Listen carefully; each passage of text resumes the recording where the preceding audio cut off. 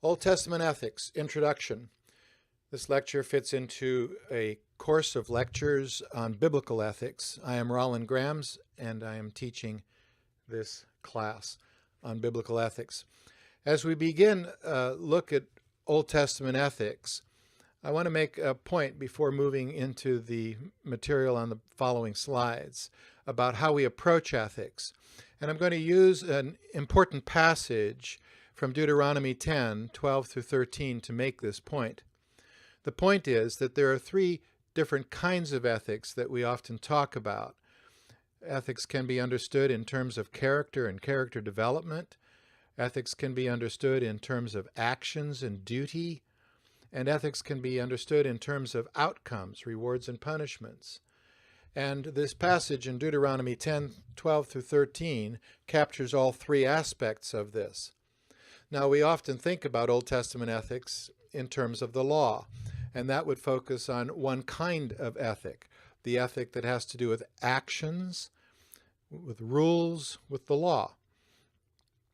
But in actual fact, Old Testament ethics can't be pinned down to one type of ethic, even if the focus is more on law and duty. But here we have this passage in Deuteronomy 10, 12 through 13, which in the English Standard Version reads, "And now, Israel, what does the Lord your God require of you?" Now there we have the idea of duty, what God requires of us, what God commands, the laws that he gives his people. But then what we get in the next part of this passage is a focus that's more on the level of character and relationships and community. It's the people of God in relationship to the Lord their God. We read, "But to fear," this is what God requires, "to fear the Lord your God, to walk in all his ways." Okay, that's more of the action focus. But then we get to love him, to serve the Lord your God with all your heart and with all your soul.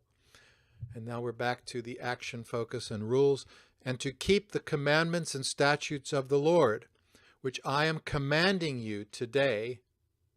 And then the last three words move us into an outcome ethic, for your good. So we have to say, well, what is the good? What is the moral vision that gives meaning to the laws and the commandments and to the character and the relationship? And so we have all three kinds of ethics right here in this passage. And the point of this lecture is going to be that though Old Testament ethics is primarily a law ethic, that does not mean it is not also a character ethic and an ethic focused on outcomes, on consequences. Our introduction to Old Testament ethics now continues with a look at the genre of prophecy in the Old Testament.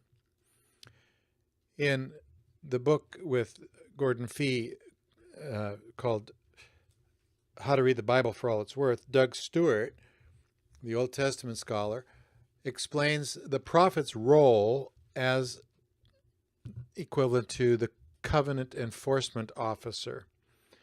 And that is to say, we don't have something really different going on with the prophets from what the law has, but rather there's a relationship.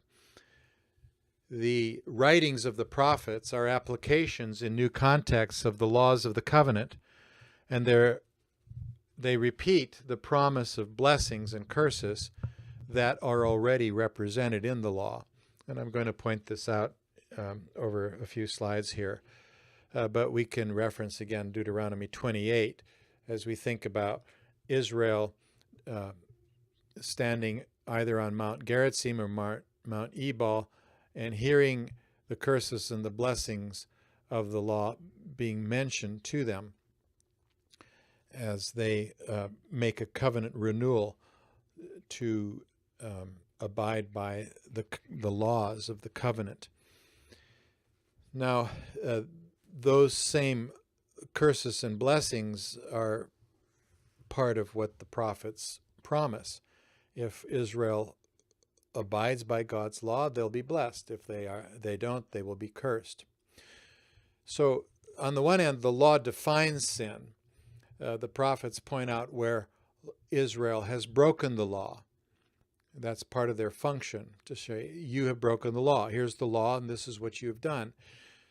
Secondly, Stuart lists the blessings and the judgments in the covenant as the material from which the prophets expressed the blessings and judgments of God and the people in their day. The blessings, the way that Stuart represents these from parts of the law, the blessings are life, health, prosperity, agricultural abundance, respect, and safety. And the curses are death, disease, drought, dearth or scarcity, danger, destruction, defeat, deportation, destitution, and disgrace. And these also come from those passages in the law, Leviticus 26, Deuteronomy 4, and Deuteronomy 28. Well, what I'd like to do in the next slide is the next couple slides is to apply this to the book of Amos. First of all, in Amos, we have the sins of Israel that are identified by the prophet. They are represented here just in terms of their verses in Amos, and on the left column we have the particular sin, and that's what I'll focus on here. Unrestrained war against another people, or enslavement, or rejection of the law of Yahweh. Amos continues to list sins of idolatry in numerous passages. Numerous passages, again, have to do with the oppression of the poor. And other sins are listed too. Sins, sexual sin related to temple prostitution, or oppression of the righteous in various ways, or hypocrisy, or the sin of pride.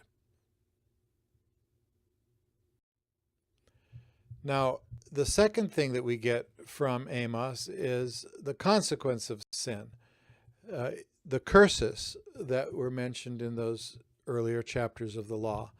And so it's not surprising that Amos says, as a covenant enforcement officer, okay, you broke the law, here's what will happen to you. This is what the law said. So Israelites are in danger of death. Now, nothing is mentioned here of disease in Amos, so that's why that's blank. But plague is mentioned. Drought is mentioned. Dearth or scarcity is mentioned. Just generally danger. Danger from animals is specifically mentioned, or from robbers is mentioned in the law code, but only in chapter 7, verse 17, do we get something specific in Amos about danger. We also have destruction and defeat. And we have deportation. We don't have anything about destitution. We have cosmic catastrophe mentioned. And we have nothing on disgrace. So you see, a lot of the warnings of Amos, the prophet, come directly from what the law says will happen if you break the law. As I continue to introduce Old Testament ethics, I want to turn to another genre of the Old Testament, poetry. We normally don't think of the poetry of the Old Testament as related to the law. Now, specifically, what I want to point out is the relationship of the Psalms to the law. It's true that much of the prophets is written in poetic form in the Old Testament, but here we have primarily the praise, the psalter, of the people of Israel and its relationship to law. And Gordon Wenham, in another book called Psalms as Torah, Reading Biblical Song Ethically, has several comments to make about the relationship between law and the Psalms, the Psalter. He notes, first of all, that the first and the last Psalms, Psalms 1 and 150, have in view the law. In Psalm 1, the righteous and unrighteous ways are mentioned, and joy of studying Torah is mentioned here as in other Psalms. And in Psalm 150, there are praises for the law. He also suggests that possibly the 5 collections of Psalms in the Psalter are similar to the 5 books of the Pentateuch. Now, I'm not so sure about this, but many have made this point. The 5 books of the Psalter, the collections, are Psalms 1 through 41, 42 to 72, 73 to 89, 90 to 106, and 107 to 150. There will be some subsequent comments about these books and how to see some things in them of interest as collections with respect to the subject of ethics. Another point is that Psalm 1 emphasizes, as Joshua 1:8 does, the importance of meditating on the law. And Wenham also points out that in the 1st and 5th books of the Psalter, around about the midpoint of each, there is a psalm that praises the law. In the first book, Psalm 119, includes a praise for the revelation of God in nature, and then secondly, in the law. And Psalm 119, about the middle of Book 5 in the Psalter, is the longest psalm, and it is a psalm that is an acrostic. That means that each part begins with a letter of the alphabet from beginning to end. And this long psalm is all about the law and God's revelation of his way and how wonderful it is to live in it. Psalm 119 is a confession of the wonder and grace of God's self-revelation in the divine promises and demands, and also his need of that grace without which he cannot live up to those demands. Human beings' need of that grace, and that grace helps us to live up to the demands of the law. Wenham also says that the Psalms were often prayers. They were memorized and they were prayed by the people. And we can see this, I think, just to add a point, in Jesus' Passion. He seems to be praying his way through some of the Psalms. As, for example, on the cross, when he's praying Psalm 122, my God, why have you forsaken me? It's not just a statement about being forsaken, but it's a psalm that ends with assurance that God hasn't forsaken the lamenter in the psalm. So Wenham says that these prayers are actually prayed ethics. And he says this about the genre now. He says the ethics of liturgy is uniquely powerful. It makes a stronger claim on the believer than either law, wisdom, or story, which are simply subject to passive reception. We hear the law, we hear the wisdom, we hear the stories. He says one can listen to a proverb or a story and then take it or leave it. But if you pray ethically, you commit yourself to a path of action. So the prayed ethics in the Psalms are commissive. You commit yourself to that path. Also in the Psalms, there are blessings that are pronounced and for the righteous, and there is the use of the first person in the Psalms that invites the worshiper to identify with the Psalm's sentiments. Furthermore, Wenham says that by quoting the words of the wicked in actual psalms, like in Psalm 10, their arrogance is portrayed, and God is asked to intervene, and the worshiper is reassured of God's care and protection of the vulnerable. And then he talks about the gaps in the Psalms, and here sometimes the language of open texts is used, following a literary writer, a scholar and a writer, Umberto Eco. Open texts are texts like poetry that allow you to read your meaning into the texts. And so what happens with the Psalms is that the specifics of a particular situation are not so important, so that the reader can read his or her own experience into the experience of the author of that psalm or poetry. That's how poetry works. You don't have to love that particular person that the author of a poem loved in order to take away the words and experience of that author. So these Wenham calls gaps in the Psalms, whereby the detailed circumstances are omitted, and that allows the reader to appropriate the words to him or herself. And then also, as the Psalms are recited or sung as prayers, powerful words are put into the worshiper's mouth. One who prays the Psalms is taking these words on his lips and saying them to God in a personal and solemn way. And so this involves a kind of speech act. There's a whole theory around speech act theory where you do certain things with words. And so the theory identifies how words have performative force in the context of worship. We're not just saying something, but we're performing something. Often when speech act theory is introduced, the example of saying words in a wedding ceremony has meaning. You're not just saying words, but you're actually committing yourself to a lifelong relationship in marriage with the person.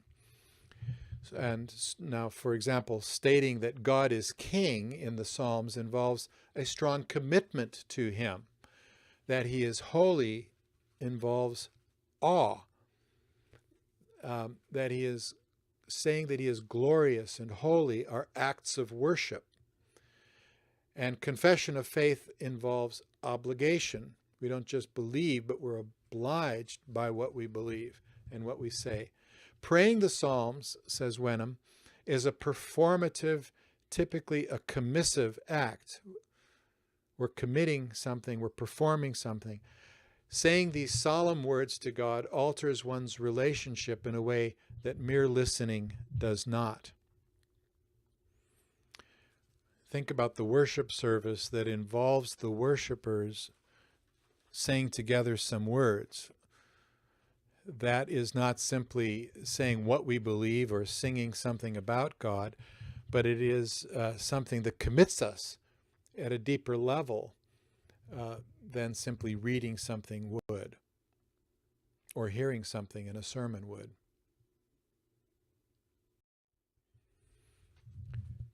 Now, there's also some evidence of the importance of the Decalogue and the Psalter.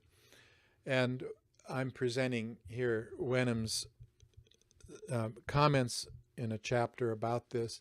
I don't think that this is as strong as one might have expected it possibly could be, but nevertheless, there are examples of where the Ten Commandments appear in one form or another in the worship of the Psalms. And I'm not going to work through these, but just the takeaway point here is to note that this happens. And he's got some comments about commandments 1 and 2, and then just 2, and then 3 and 4 and 5 on this slide. And now we're going to move on to the next slide. And here we see that commandments 6, 7, 8, and 9 are also present, and 9 has a number of places where it's to be found. But then 10, the more general law, the 10th commandment, is about coveting and desire, and he says desires of the good are usually fulfilled by God, whereas the desires of the wicked will perish. And so this word of thou shalt not covet that we often think about with the King James Version also is a commandment about desire.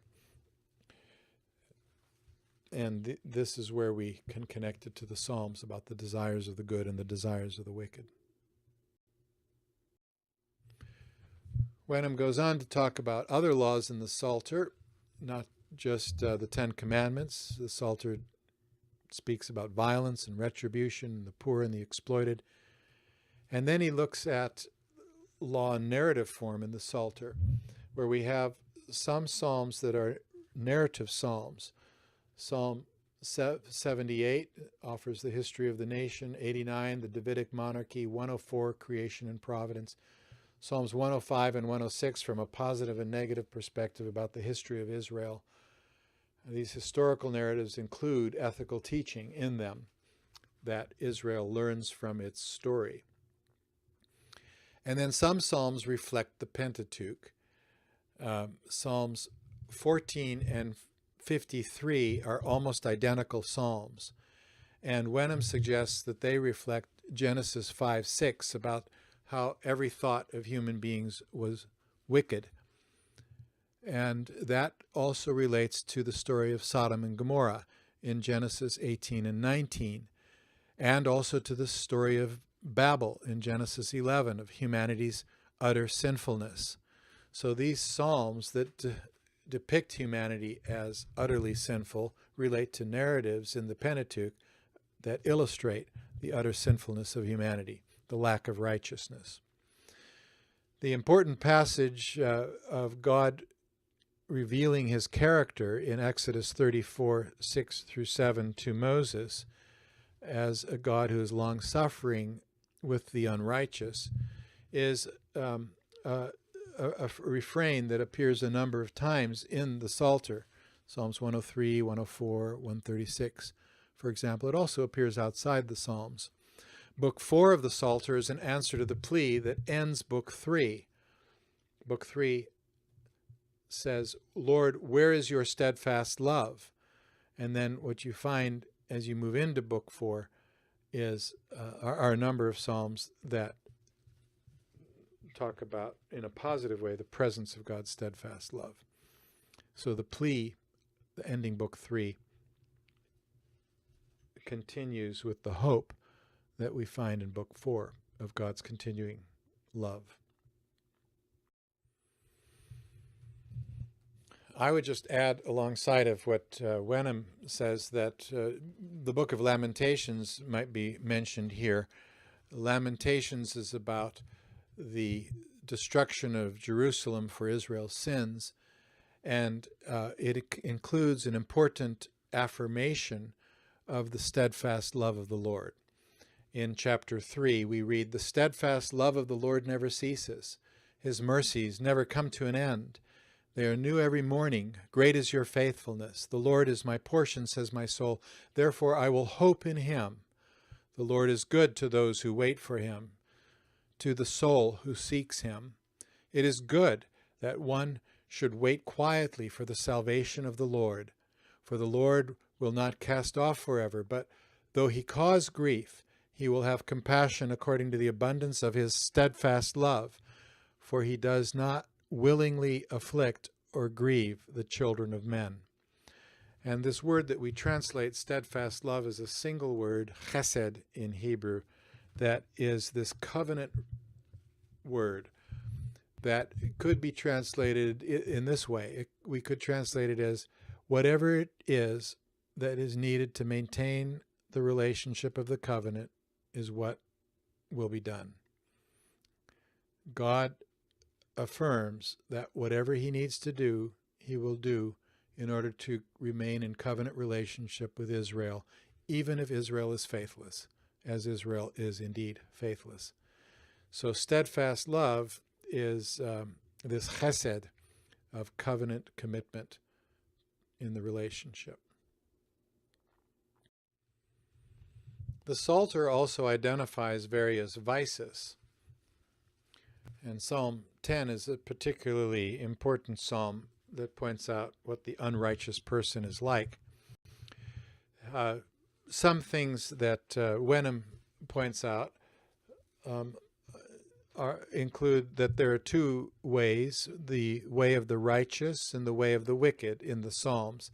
The word tzaddik is the word for righteous, and out of the 264 times it appears in the Old Testament, 52 times the word appears in the Psalms. It's a very common word in the Psalms. The word for the wicked is rasha, and that appears 82 times in the Psalms. The wicked are on the road to nowhere, says Wenham. That they're in particular on the road to Sheol, or to hell. Other terms for the wicked are found in the Psalms: enemies, foes, adversaries, evildoers, workers of evil, sinners, men of blood, transgressors, and the word scoffers is used as well. The word for transgressors, posheim, is from the word to rebel, but it means more than rebellion. It also means treachery and disloyalty in certain cases. And in the regard to scoffers, lates, the word means the unwise, the people who are unwise in their words, in their plans, and in their actions. This word scoffers is used in Psalm 1 as opposed to the righteous. The vices of the wicked include the misuse of the tongue in various ways: liars, boastful, two-faced people, flatterers, those who make great boasts, and the arrogant. Also, we have prideful people, corrupt people, those who do abominable things, and they are the fools, that is, the unwise people, because wisdom is the fear of the Lord, and they are also called stupid.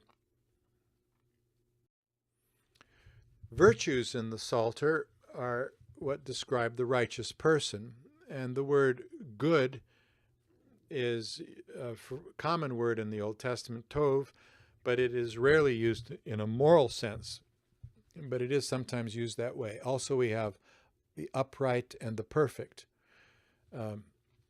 for the virtuous. The righteous are people who fear the Lord. They trust in Him. They take refuge in Him. They look forward to vindication and honor.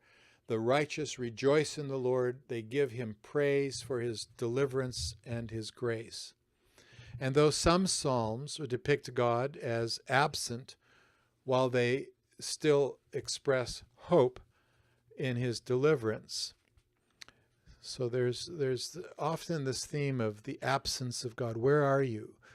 The righteous person is looking for God's vindication.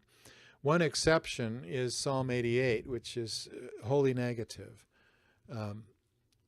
There doesn't seem to be hope expressed in the psalm. Now, we've already noted the use of I and my in the Psalms, and as the righteous person speaks in the first person, the Psalms evoke a personal relationship with God, says Wenham. In the Davidic Psalms, the righteous declare their innocence and are concerned with the attack of the enemies. Confessions of sin are scattered throughout the Psalter, and the righteous have duties, such as when God commands the divine council to give justice to the weak and the fatherless, to maintain the right of the afflicted and the destitute, to rescue the weak and the needy, to deliver them from the hand of the wicked. And if that is what is something that God requires of the divine council, He also requires it of us. And so we can learn righteousness from reading the Psalms. There's also the imitation of God in the Psalms. Psalms 111 and Psalm 112 present very similar versions of what is said, but in Psalm 111 we have a description of God's character, and in Psalm 112 we have a description of the God-fearer's character. And so the two psalms juxtaposed in the Psalter show that the God-fearer reflects and imitates the character of God. And in many psalms, the same adjectives and attitudes and actions that are used of God are also used of the righteous.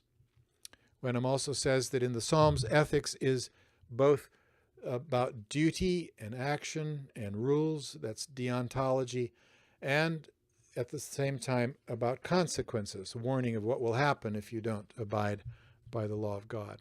Psalm 119 is full of both versions of ethics, he says. And so the Psalter seems to be more on the side of obligations and law and duty, since the fundamental metaphors for God are that he is the judge and the king, and therefore his commandments must be obeyed. And yet it's not only so, but we find other sorts of ethics as well. So the imitation of God would have to do with a character ethic.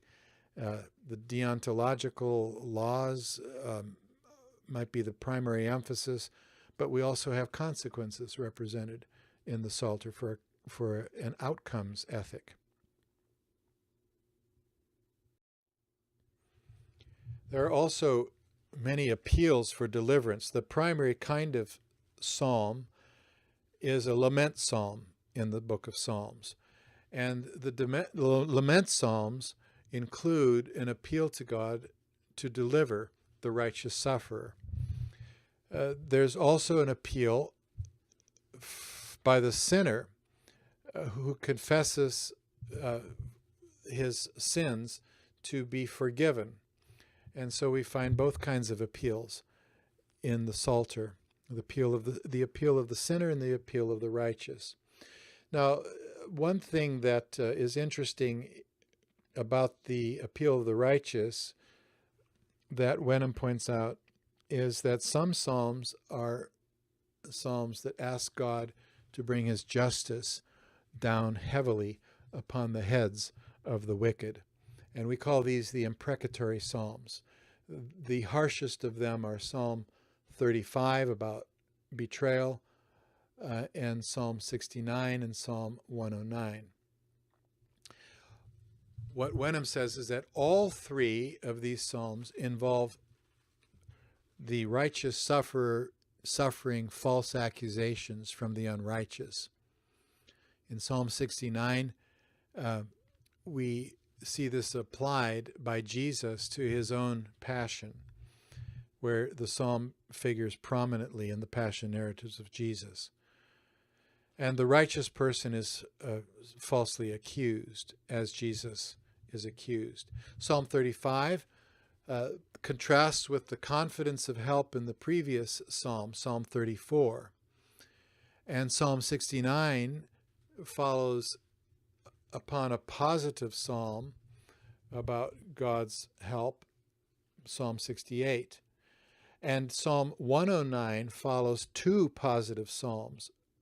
So these imprecatory psalms, Psalms 35, 69, and 109, follow a positive statement about God's intervention for the righteous sufferer. The psalmist appeals for justice based on the lex talionis, an eye for an eye and a tooth for a tooth. And what the psalm is asking for is that God would bring his justice against the unrighteous. Now, note finally that these psalms leave vindication to God. They are an appeal to God to bring justice that is going to come from God.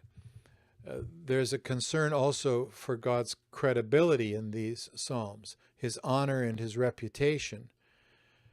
His character of steadfast love includes bringing justice. You can't have love without justice.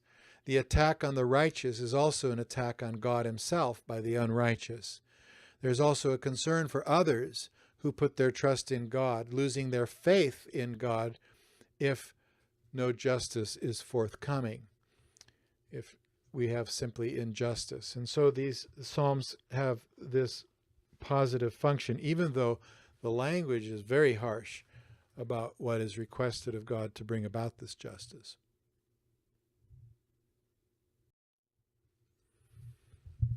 Wenham says further that to pray the imprecatory psalms, firstly, is to express sympathy for the feeling of those who suffer. Secondly, to express the conviction that God is concerned with the plight of the poor and the oppressed.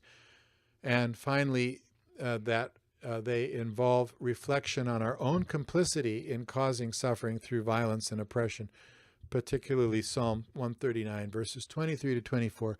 Search me, O God, and know my heart, says the psalmist, in the midst of this calling for God's justice. Wenham says that we should also note the use of the righteous sufferer in the Psalms is something that's important in the New Testament. He particularly notes Psalm 22 and its role in Jesus' passion. And in 1 Peter 3, Psalm 34's righteous sufferer seems to be key to that chapter. But these are just examples. There are many more that could be given. The final type of literature that I want to look at from the Old Testament as we introduce Old Testament ethics is the wisdom literature. And this would have to do with Job, Proverbs, Ecclesiastes, and the Song of Songs. There are several things that we can say here about law and wisdom. And one of the questions that we have to ask is, how do we move from the specific revealed law to Moses to the general universal wisdom by which all people should live? What's the relationship between law and wisdom? And what's the relationship between the covenant and the wisdom literature in the Old Testament? So we can say this. In Israel, the law could also be understood as wisdom. Both showed people how to live well in the world God created. The ethic of the law and the ethic of wisdom are not two different ethics, but two different ways of presenting the same teaching. The former is a part of the covenant relationship between God and Israel, while the latter is more broadly understood as the relationship of the Creator to all peoples in his creation. While the law is special revelation for a particular people, the creation is general revelation for all humanity. Both are revelation from the same and the one God. Also, both law and wisdom present ethics in terms of what people should do.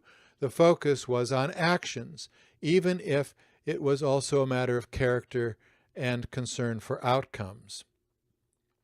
Craig Bartholomew and Ryan O'Dowd, in their book on Old Testament wisdom literature, say that wisdom is concerned with the general order and pattern of living in God's creation. So, wisdom in the story of creation. The great questions of the human condition in Genesis 1 through 3 can be related to the topics of the wisdom literature. The meaning of life in God's creation is something that is explored in a very negative way through most of the book in Ecclesiastes. The wisdom for living in God's creation is explored in multiple ways through the Proverbs of the book of Proverbs. And the love and desire of the man and the woman is explored in the Song of Songs. And suffering, which is the result of the fall, is something that is explored in the book of Job in the wisdom literature.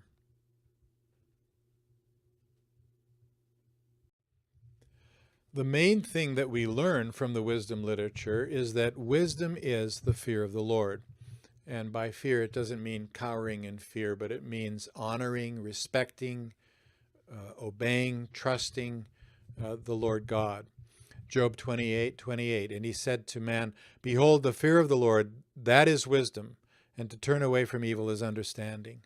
Or Psalm 111, verse 10, "The fear of the Lord is the beginning of wisdom.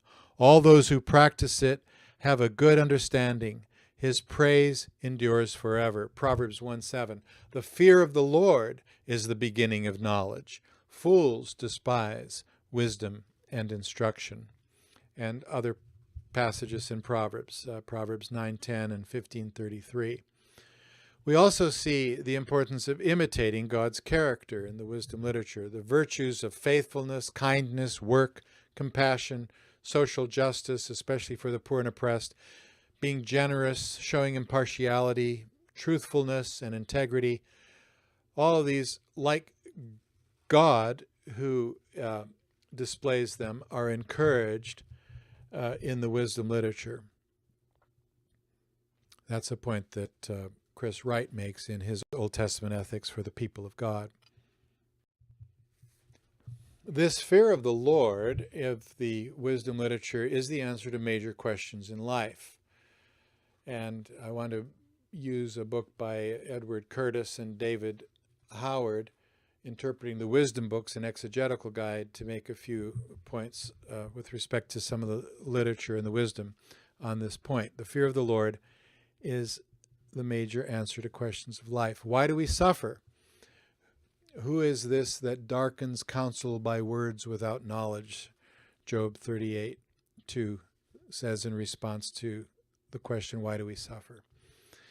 And Curtis and Howard say that Job teaches about the relationship between humanity and God.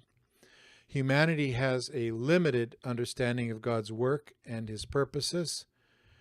God accepts the honest cries of his hurting people. People should serve God for who he is rather than what benefits he provides. Job also shows the certain important lessons about God, and finally, how God's people should respond to circumstances that call into question God's justice and his goodness. We might also ask the question, what is the meaning of life? And this is what Ecclesiastes is about. It's not about having a set purpose, and that's what life's all about, or pleasure, following pleasure, or negative pursuits, or about wealth, or about pursuing an imagined life rather than the reality that you're dealing with in life, or about fearing those in power, just to mention some of the chapter topics in the book of Ecclesiastes. Instead, and this is the positive contribution of Ecclesiastes, we find in chapter 12, verses 13 to 14, the end of the matter. All has been heard. Fear God and keep his commandments, for that is the whole duty of everyone.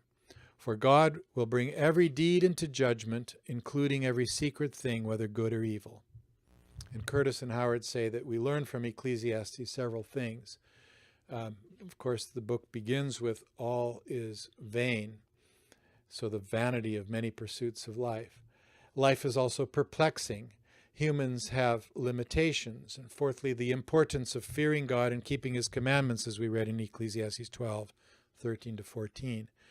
The importance of wisdom and living wisely, the importance of enjoying life as God gives opportunity, and the importance of recognizing God's sovereignty and his providence.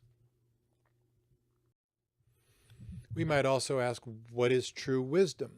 And this is where Proverbs comes in. And Proverbs 3, 5 through 7 says, trust in the Lord with all your heart, and do not lean on your own understanding. In all your ways acknowledge him, and he will make straight your paths. Be not wise in your own eyes. Fear the Lord, and turn away from evil. Curtis and Howard suggest that the book of Proverbs teaches wisdom begins with the fear of the Lord. Secondly, both general and special revelation are wisdom from God. Thirdly, causes have complex effects. And fourthly, it highlights certain values, moral behavior, humility, discretion, for example.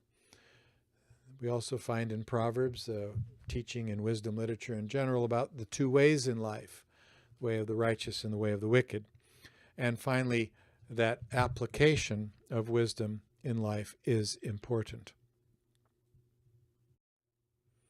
We might also ask the question of what can we say about love? Not what is love, but what of love?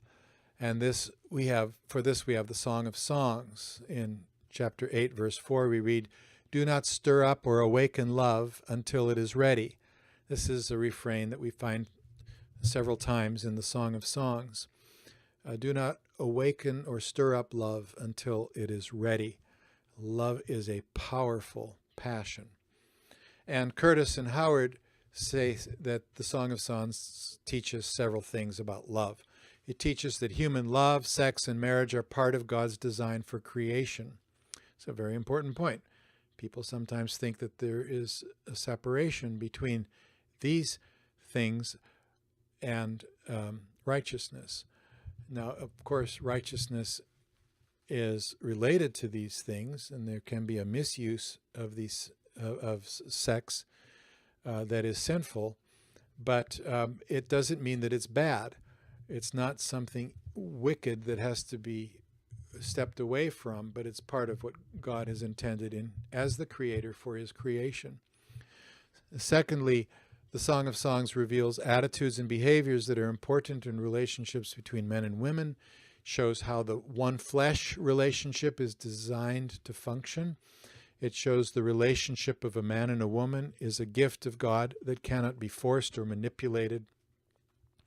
And fifthly, Curtis and Howard suggest that the Song of Songs helps us understand more fully the nature of God. On that last point, we can say that often the Song of Songs has been read as an allegory, and that might not be what it was intended as, but it is true that Jews tended to read Song of Songs as an example of God's love for his people, and Christians have often read the Song of Songs as Christ's love for the church. Now, there's no biblical warrant for that, but it is something that you see in the history of interpretation. This then concludes my introduction to Old Testament ethics by a look at the genre of the Old Testament: the law, the narratives, the prophecy, the Psalms, and the wisdom literature of the Bible. And while we have seen how law functions in all of these forms of literature, we've also seen that the ethic of the Old Testament is not just about law and duty and rules, but it also describes a character ethic, and it is an ethic that talks about consequences and outcomes of ethics quite regularly. And so we can say that the Old Testament ethic is an ethic that covers many aspects of ethics, the types of ethics of a character ethic, the type of ethic of a deontological or duty-based ethic of obligation and following the commands of God, or an outcome ethic that has to do with rewards and punishments. And also, it's not just about the specificity of ethics in things like rules, but there are also warrants and like virtues and values and principles. There are also narratives that give us a witness to how we should live and give us a understanding of law in terms of the story of God in Scripture. And we also get a worldview understanding from the Old Testament that is an understanding of who God is, who we are, and what God is doing in relationship to his people and to the nations of the world. And so we get different levels within the Old Testament that go beyond just a specific legal ethic. So we conclude then by noting that we have a very full ethic that we can explore as we do Old Testament ethics. And that is the conclusion then to this lecture.